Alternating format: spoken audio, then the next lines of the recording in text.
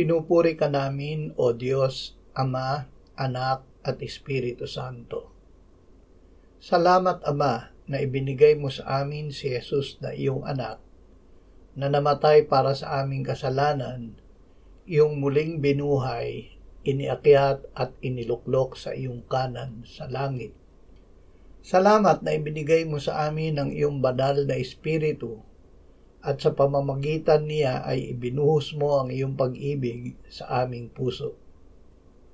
Panginoong Yesus, napakadakila at kamangha-mangha ang ginawa mo sa amin. Ibinigay mo ang iyong sarili upang kami ay tubusin sa lahat ng aming kasalanan.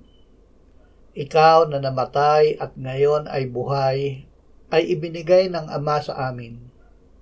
Salamat na ngayon ay nananahang ka sa amin sa pamamagitan ng Espiritu Santo. Amen.